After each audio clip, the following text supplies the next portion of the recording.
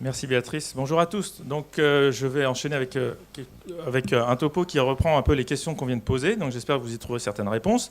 Comment gérer une cornée à risque fragile? Voilà. Donc d'abord, qu'est-ce qu'une cornée fragile?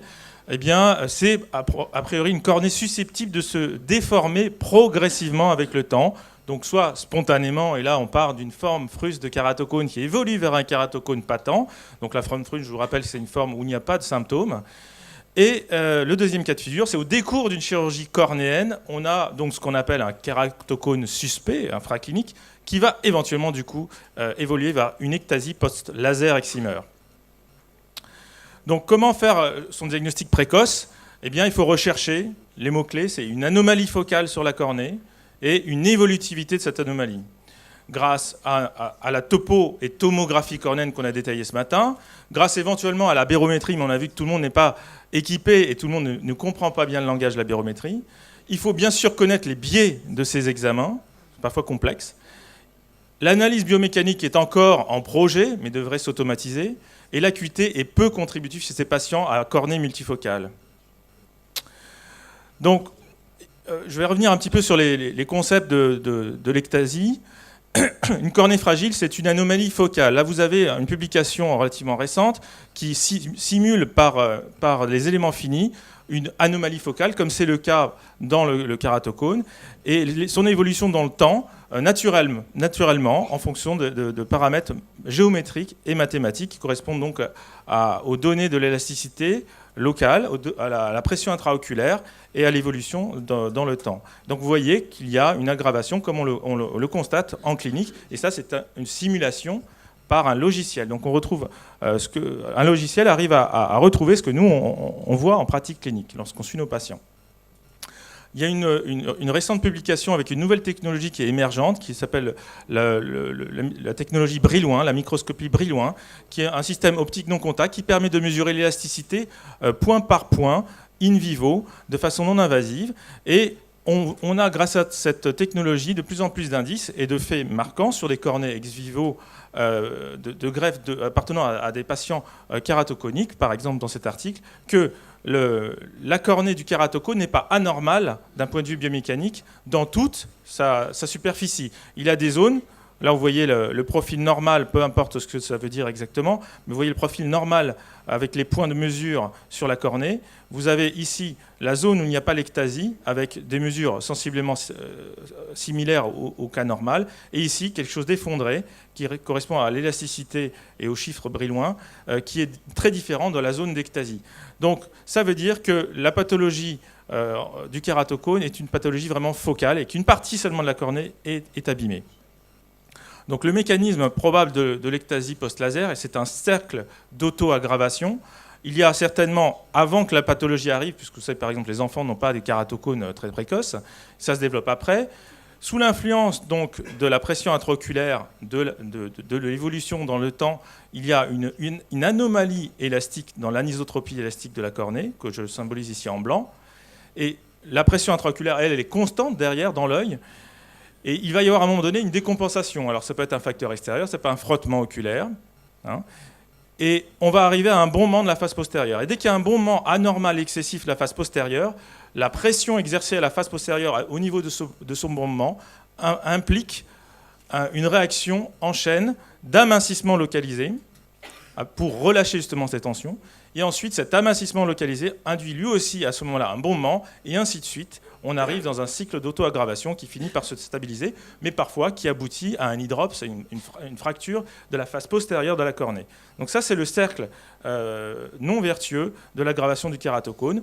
On peut l'endiguer partiellement avec nos moyens actuels. Arrêter de frotter, déjà, c'est pas mal pour certains patients. Essayer de mettre des anneaux intracornéens dans la cornée pour rétablir le manque, l'asymétrie de la face postérieure, parce que les anneaux, c'est la seule technologie qui permet de décabosser la face postérieure. Donc il faut le prendre en compte pour le mécanisme d'auto-aggravation. Et puis le cross-linking, qui lui va lutter contre l'amincissement, le glissement des lamelles de collagène en polymérisant, en réticulant le tissu. Donc ainsi de suite. Le cross-linking, donc on va les prendre un par un maintenant, tous ces mécanismes qui sont dans notre boîte à outils. Le cross-linking, c'est deux choses. Un, une photoréticulation 2, un renouvellement cellulaire. Alors l'un dans l'autre, on ne sait pas ce qui est le plus important finalement, de photoréticuler, combien de temps ça va durer, ou de tuer les kératocytes pour engendrer à nouveau la fabrication par de nouveaux kératocytes mieux maillés, mieux redistribués dans la cornée, d'une cornée de plus grande trophicité. Donc un effet biomécanique, mais aussi un effet biologique, qui est peu discuté. Les déclinaisons des protocoles, actuellement, on vous l'a dit, c'est le conventionnel, et puis off, qui marche bien avec un recul qui montre un effet satisfaisant à long terme. Mais il y a bien sûr le transépithélial qui marche moins bien parce que la riboflavine, on n'a pas encore résolu le problème de la faire pénétrer de manière homogène. Et puis il y a l'accéléré qui finalement est une modulation des paramètres et qui semble être une alternative relativement satisfaisante, toujours avec l'épithélium off. Et qui dit épithélium off dit risque infectieux, risque de problèmes de cicatrisation, comme ici dans cette brûlure ou kératite aseptique liée à un cross-linking trop intense pour cette cornelle qui pourtant n'était pas fine chez une fillette de 10 ans. Donc gardez en tête, le cross-linking, ce n'est pas anodin, ça peut entraîner de graves complications, donc attention aux indications. Maintenant, les anneaux intracornéens. La biomécanique des anneaux intracornéens est très importante à prendre en compte. Évidemment, quand on met un tout petit bout d'anneau, on n'aura pas beaucoup d'effets biomécaniques, mais on aura surtout des effets réfractifs. Mais maintenant, quand on met de gros segments d'anneaux, eh bien, évidemment, on aura plus d'effets sur la biomécanique intrinsèque de la cornée. Donc là, c'est avant la pause. Vous avez les mêmes patients après la pause. Vous voyez, il y a eu des modifications. On voit notamment la diminution de la profondeur de la chambre antérieure, un néolimbe lié à la présence des anneaux, donc un effet volumétrique et torsionnel, une invagination de la cornée. Vous avez un aplatissement central, un bombement périphérique, un déplacement de l'apex. Et puis, vous avez donc un effet d'aplatissement de la face postérieure avec, je vous l'ai dit dans le mécanisme, une amélioration certainement de la biomécanique au long cours et une redistribution du stress dans la cornée, avec parfois une régression de l'ectasie, même plusieurs années après la cornée. Donc voilà une image post-implantatoire où on voit l'inflexion de courbure en pooling fluorescéine. On voit ici le méridien le plus cambré où se figure l'incision, le méridien le plus plat. Et vous avez donc la possibilité avec les anneaux de passer d'une forme ovale avec un astigmatisme à une forme plus ronde, et bien sûr de corriger des variations d'ordre supérieur. Et l'aplatissement est global au centre, mais il est plus marqué dans le méridien le plus plat, dans ce qu'il faut comprendre pour gérer l'astigmatisme. Un exemple de ceci, voici une implantation d'un anneau, d'un seul segment d'anneau, donc c'est une vue sur table. Vous avez ici l'axe le plus bombé en rouge, où il y a l'incision, et l'anneau va être inséré juste à côté, ici. Et vous voyez très bien sur la mire de Placido qu'il y a ici un bombement dans l'axe le plus plat. Donc c'est pour vous illustrer le bombement dans l'axe le plus plat. Voilà des images en chain flug en caméra Corvis à aplanation par GDR. On voit la dynamique avant-après anneaux. Alors on ne passe pas forcément dans le plan des anneaux avec l'imagerie, mais il y a des anneaux intracornéens dans cette cornée et on ne voit pas, je vous le rejoue une fois peut-être, on ne voit pas de grosses différences. Donc le durcissement ne se constate pas forcément au début et ce n'est pas forcément un durcissement, mais c'est une réorganisation du stress dans la cornée qui arrêterait la maladie. Donc voilà un exemple d'anneau intracornéen, donc voilà une forme asymétrique assez centrale, petit kératocone avec un résultat, vous voyez en bas, satisfaisant. Ça c'est un cas non évolutif, donc on ne fait que les anneaux et pas le cross-linking. Là vous avez un autre cas de figure, un peu plus compliqué, non évolutif toujours, et là on va mettre deux segments d'anneaux de taille différente pour traiter à la fois l'ectasie en bas, le bombement inférieur, donc la coma, et aussi l'astigmatisme qui est très important puisqu'il était de 6,8 dioptries et qui passe à 2,3 ici. Un autre exemple, patient qui a eu 2 anneaux symétriques Intax-SK avec une évolution pré-op, post-op satisfaisante et 3 ans après, une rémanence de l'effet avec encore une amélioration dans le temps qui peut être aussi l'effet donc de la biomécanique mais aussi peut-être du lissage épithélial. Enfin, le dernier élément pour les cornéoplasties, c'est le laser excimer, on vient de vous en parler. Est-ce qu'on est autorisé ou pas à le faire sur des cornées suspectes, comme les cornées kératoconiques? Est-ce qu'il faut briser le tabou, excimer versus fragilisation de la biomécanique? Il y a différents articles qui en parlent. Et grâce au cross-linking, on a franchi le pas, avec notamment le protocole d'Athènes, qui ensuite a été décliné pour les ectasies post-lasiques, et qui mentionne qu'on peut, à condition de faire un cross-linking dans la foulée, faire de la photoablation sur une cornée kératoconique. Et puis ça prend des proportions importantes lorsqu'on va vers le cross-linking pour tous les LASIK, donc préventif de l'ectasie post-laser, le LASIK extra, qui est proposé à tout le monde sous réserve que ce ne soit pas toxique, et ça n'a pas l'air de l'être, Mais le problème, c'est pourquoi aller faire à 5000 personnes un LASIK extra, alors qu'on sait pertinemment qu'un seul va développer éventuellement une ectasie post-laser et de moins en moins avec les moyens de dépistage actuels. Donc ce n'est pas justifiable sur ce versant-là. Alors certains disent que pour certains, hypermétropes, ça stabiliserait et inhiberait la régression. Donc ça reste à prouver. Et on n'a pas l'évolution au long terme, d'un point de vue réfractif, de ce LASIK extra. Donc pour l'instant, on le déconseille fortement. Donc après, les moyens qu'on a à notre disposition sont les suivants. Donc, et il faut pouvoir les combiner pour arriver à un objectif de réhabilitation. Donc il y a les anneaux, il y a le cross-linking, la PKR, ils n'ont pas le même poids. Il y en a qui sont plus ou moins invasifs. Les anneaux, c'est quelque chose d'additionnel, c'est réversible. Le cross-linking, c'est conservateur, c'est non réversible. Et la PKR, c'est soustractif et bien sûr non réversible. Vous voyez ? Donc je vais faire un petit tableau pour vous montrer par mécanisme d'action. Il faut essayer de voir où sont les synergies, puisqu'on n'a pas d'evidence-based medicine dans tout. C'est compliqué de faire des études. Eh bien, on va pouvoir voir un petit peu intuitivement ce qu'on peut coupler ensemble. Donc, vous voyez, les différents cornéoplasties sont en bleu. Donc, sur l'aspect régularisation des aberrations LOA, donc Low Order Aberration, donc c'est sphère cylindre, des focus. Donc, les anneaux ont un effet assez équivalent à celui des lasers excimer potentiellement. Le cross-linking très peu, mais il y a un petit effet. Et ce qui va avoir beaucoup d'impact, évidemment, c'est les lentilles rigides, les lentilles intraoculaires, et éventuellement la greffe de cornée. Donc je vous ai mis ça pour comparaison. Il est évident qu'on ne fait pas de cornéoplastie invasive si on a un bon équipement en lentilles rigides. Donc là, on est dans la case, les gens ne sont pas adaptés en lentilles rigides, et donc on va aller vers les cornéoplasties. Sur le versant aberration d'ordre supérieur, donc coma, aberration sphérique excessive, essentiellement dans le kératocone, donc les anneaux sont très efficaces, bien moins par contre que la lentille rigide, il faut le dire aux patients. Et les lasers excimer peuvent être aussi efficaces, éventuellement topo-guidés, et le cross-linking a un petit peu d'efficacité, mais c'est minime. Sur le versant néoréticulation, le cross-linking évidemment, mais l'excimer aussi entraîne une apoptose des kératocytes, plus antérieure, entraîne aussi un haze et une fibrose, donc pourrait avoir un effet stabilisateur. Enfin, pour les redistributions des contraintes biomécaniques, je vous en ai parlé, la face postérieure, la courbure de la face postérieure, ça joue dans le mécanisme d'auto-aggravation, et les anneaux sont les seuls à intervenir à ce niveau-là. Voilà. Pour l'excimer, on ne sait pas trop. Alors tout ça est à prendre en compte en fonction de limitations qui dépendent de la sévérité du kératocone. Donc là, je ne vais pas rentrer dans ce détail-là. Et on va se consacrer à l'association synergique des trois premières, les cornéoplasties. Donc les anneaux plus le cross-linking, c'est quelque chose qu'on a débuté depuis 5 ou 6 ans. Donc on peut très bien faire les deux dans la même procédure.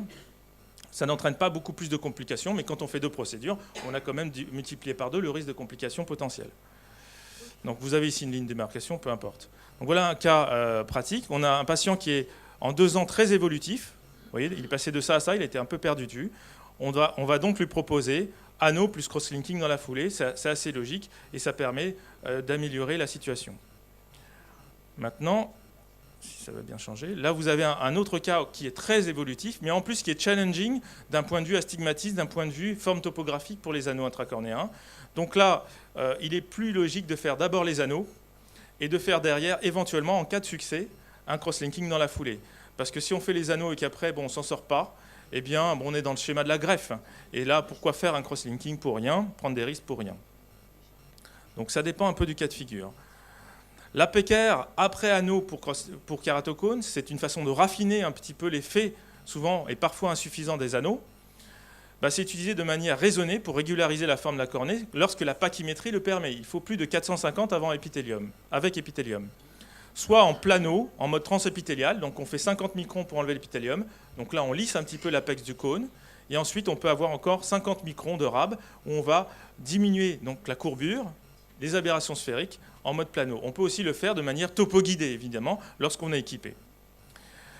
Le cross-linking peut se faire avant, lors des anneaux intracornéens, surtout si c'est un patient évolutif, ou simultanément, ce qui semble plus pratique qu'après.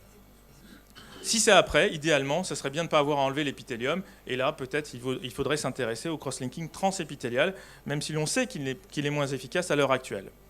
Voilà un exemple. 2009, anneau plus cross-linking. Et 2011, il revient, il est mieux. Donc je dis que ça s'améliore dans le temps, du fait des anneaux et du cross-linking.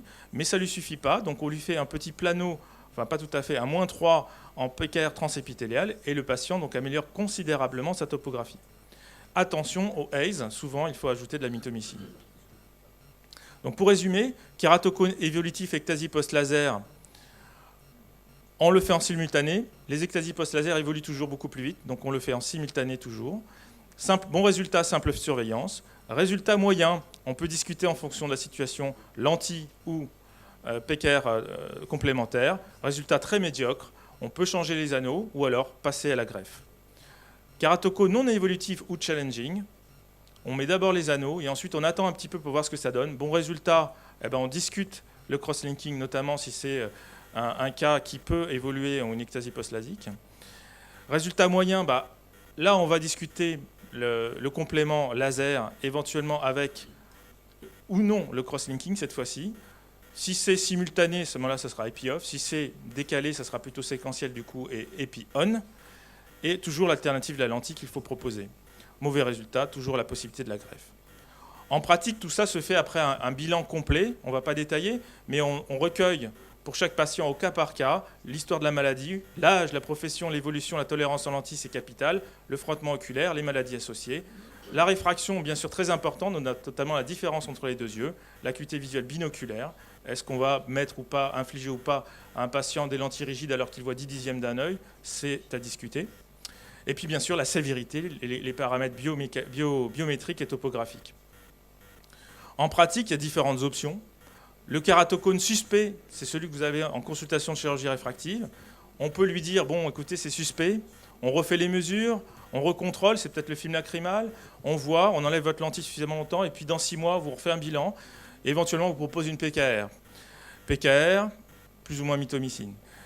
Maintenant, on l'avertit que la cornée est un petit peu suspecte, que si jamais il y a besoin, dans 6 mois après, il y aura peut-être une petite retouche avec un cross-linking cette fois-ci. Il faut avertir. Maintenant, on est dans la pathologie. La forme fruste de kératocone, cross-linking, c'est évolutif, évidemment. PKR plus cross-linking, ça se discute parce que ces gens-là ne sont pas souvent demandeurs. Mais pourquoi pas, dans la mesure où on enlève l'épithélium, on prend un risque. Pourquoi pas si on est capable de traiter une petite myopie dans la foulée. Maintenant, kératocone stade 1, débutant. Donc là, cross-linking, c'est évolutif, évidemment. Anneau seul, éventuellement, si pas très évolutif, puis on voit. Anneau, puis cross-linking, pourquoi pas, s'il devient évolutif ou challenging au départ. Anneau, puis PKR, cross-linking, c'est insuffisant. Anneau, cross-linking d'emblée, c'est évolutif. Et PKR ensuite seul, pourquoi pas. Et puis un stade d'après, vous voyez qu'on a moins de choses à faire, puisqu'on peut plus, on peut de moins en moins faire de la PKR, on n'a pas assez d'épaisseur. Donc les mêmes combinaisons, et éventuellement aider, puisque le patient est de plus en plus myope, d'une lentille intraoculaire, éventuellement un implant FAC. Et puis bien sûr, avant de passer au stade 3, 4, voire greffe ou échec des stratégies précédentes, eh bien on a anneau plus lentille intraoculaire possible, clap, puis clap raffiné avec le laser, clap, donc kératoplastie laminaire antérieure profonde, puis implant FAC éventuellement en fonction de l'âge du patient. En conclusion, les points forts de cet exposé, ne pas oublier l'objectif, c'est-à-dire réhabiliter la qualité de vie du patient et pas forcément l'œil. Éviter, si possible, ou retarder un maximum la kératoplastie. Il faut connaître donc les stratégies séquentielles qui se discutent donc avec le patient au cas par cas et donc avoir une plateforme complète. Il faut aller du moins invasif au plus invasif. Toujours proposer les lentilles rigides en premier. Comprendre les mécanismes qui peuvent être synergiques ou pas synergiques. Et avoir un peu en tête la dimension biologique du cross-linking, la dimension biomécanique des anneaux et l'intérêt croissant du laser excimer et de ces logiciels d'application. Ne pas oublier les implants FAC qui prennent de plus en plus de place pour le kératocone et suivre les différentes modalités du cross-linking qui sont en perpétuel renouvellement actuellement. Je vous remercie. Merci.